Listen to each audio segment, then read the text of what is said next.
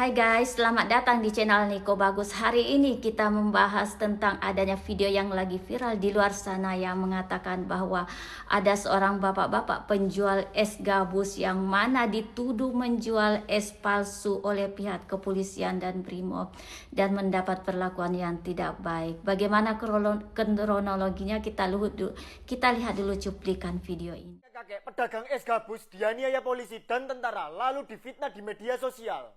Dan ternyata jajanan es gabus tersebut tidak mengandung bahan-bahan berbahaya. Setelah terbukti tidak mengandung bahan berbahaya, oknum-oknum tersebut dengan enaknya meminta maaf kepada korban tersebut. Masalahnya, kakek tersebut sudah dipukul, ditendang, dan dianiaya yang dampaknya kakek tersebut mengalami trauma yang sangat berat. Tak sepantasnya kakek tersebut diperlakukan seperti itu. Coba kita balik, misalnya kita melakukan penganiayaan terhadap anggota polisi dan tentara. Apa cukup kita meminta maaf saja, lalu kita terlepas dari jeratan hukum? Tentu tidak, kita pasti dipenjara dan kita pasti dipecat dari tempat kerja kita. Apakah ini yang namanya keadilan di Indonesia? Sekian, terima kasih. Ya, salam kenal, saya Muhammad Isnur, Ketua Umum Pengurus YLBHI. Apa yang terjadi dan dialami oleh Pak Sudrajat, pedagang es ya, oleh 2 orang anggota TNI dan Polri, ini pertama harus dipandang bukan kesalahan biasa. Ini adalah, kalau kita lihat dari peristiwanya, ada tindak pidana. Tindak pidana baik itu pertama adalah kekerasan ya, pemukulan dan lain-lain ya, pelecehan ya. Kemudian juga ada penyebaran disinformasi.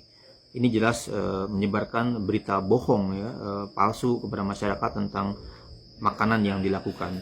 Jadi sanksinya bukan hanya minta maaf, tapi juga harusnya diberikan atau diarahkan menuju penyidikan dan dibawa ke pengadilan, agar kita bisa melihat bahwa kalau ada tindak pidana dilakukan oleh aparat akan mendapatkan hukuman yang sama. Bukan hanya masyarakat yang kesalahan, punya salah kemudian diproses, tapi juga harusnya aparat diproses. Jadi statement-statement para pejabat ya yang hanya menyerukan ini didamaikan, kekeluargaan, itu keliru.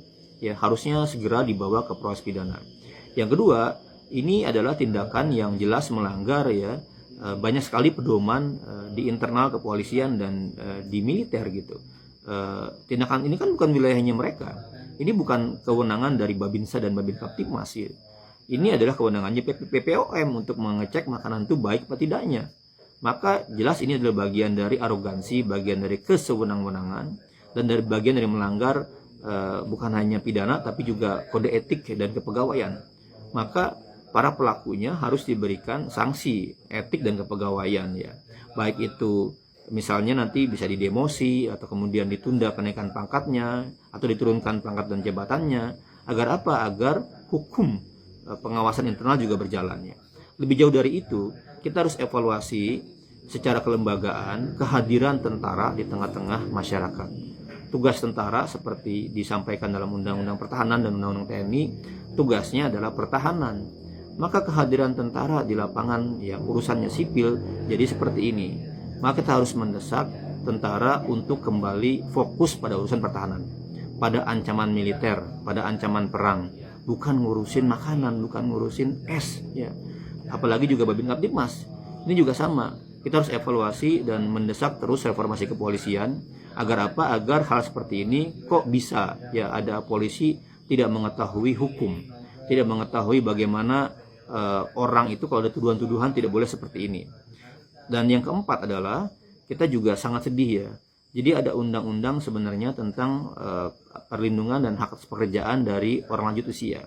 Seharusnya masyarakat atau aparat ya itu benar-benar menghormati dan melindungi serta memberikan affirmative action ya untuk teman-teman atau orang tua. Harusnya mereka diberikan jaminan penghidupan pekerjaan yang layak, negara yang menyediakan. Nah, ketika ada warga, ada orang lanjut usia bekerja mencoba memenuhi kehidupannya hal dapat seperti ini, maka penting segera negara memberikan pemulihan ya, memberikan rehabilitasi dan jaminan bukan hanya kepada Pak Sudrajat, kepada seluruh warga negara, kepada seluruh lansia untuk tetap dapat hidup, bekerja dengan baik dan kemudian dapat perlindungannya maksimal ya. Dan kita sebagai rakyat, sebagai warga negara penting untuk terus bersuara. Terbukti bahwa kandungan di es itu ada busanya, sekarang suruh dimakan sama bapak-bapak ini. Miris ngelihatnya, kasihan, aduh, pokoknya nggak bisa berkata-kata lain. Kasihan banget lihat seperti ini nih ya.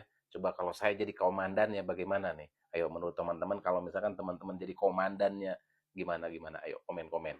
Netizen pada hilang respek ke bapak penjual es gabus. Jadi kemarin kan orang-orang pada kesel banget ya, karena ada aparat yang ngefitnah seorang bapak penjual es gabus. Karena viral inilah akhirnya bapak ini banyak banget dapat bantuan dari orang-orang, termasuk dari dua pihak aparat yang sudah minta maaf sampai ngasih motor, Bidan Seruni ngasih uang segepok, sampai Aisar Khaled yang ngasih hadiah umroh.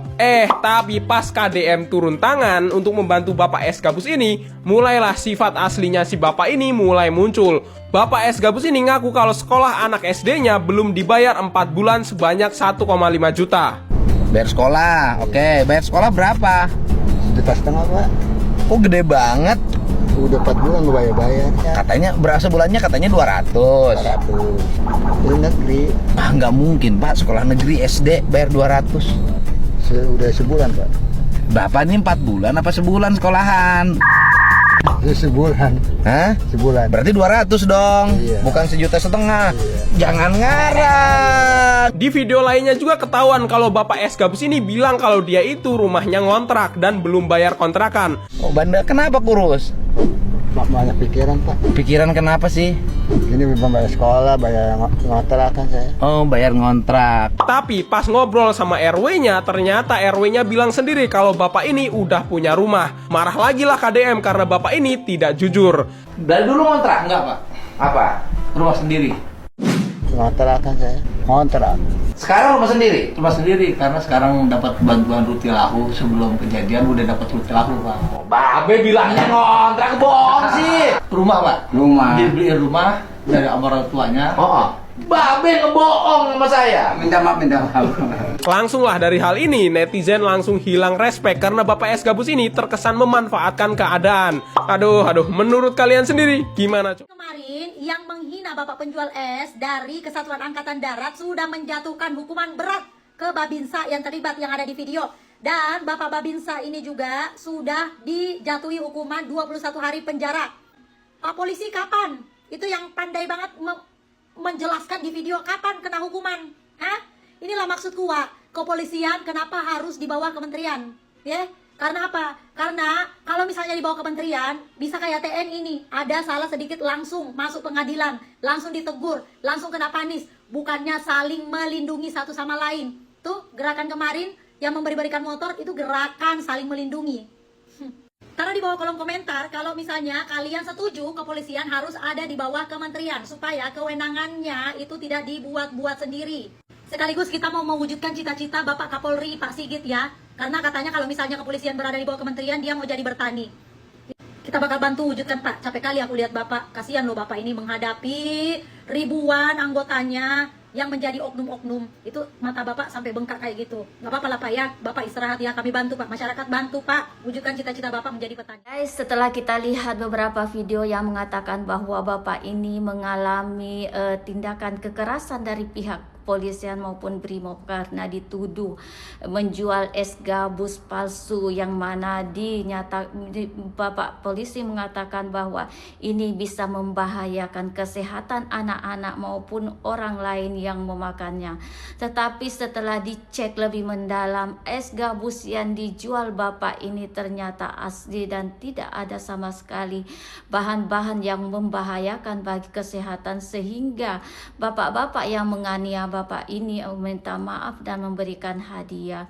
Tetapi bapak ini sudah mengalami trauma, dan inilah mungkin jalan Tuhan mau menolong bapak ini. Baik, karena bapak ini setelah mendapat kekerasan maupun perlakuan yang tidak baik dari bapak kepolisian ini, banyak lagi influencer maupun public figure yang mau menolongnya, seperti mau memberangkatkan umrah dan lain-lain lagi. Jadi kalau kita lihat lebih dalam lebih dalam kasus bapak ini, agama Islam bisa kita simpulkan bahwa di saat Allah ingin menolong hambanya, mungkin ada jalannya pahit, mungkin jalannya agak terjal, tetapi disinilah letak Allah mungkin memberikan tidak ada yang gratis dan tidak ada jalan semudah untuk mendapatkan pertolongan darinya. Dan saya berharap kalau saya melihat video Bapak ini, saya terpikir untuk negara Palestina karena sudah lama mendapatkan penyiksaan maupun perlakuan yang tidak adil dari sesama manusia. Saya berdoa dan kita semua berharap mudah-mudahan Allah mengangkat derajatnya dan menolongnya untuk saudara-saudara kita yang ada di Palestina yang tidak mendapatkan perlakuan yang tidak manusiawi. Sampai di sini dulu video yang saya buat, mudah-mudahan ada manfaatnya. Jangan lupa komen, ada yang perlu dikomen, like dan share dan subscribe. Terima kasih.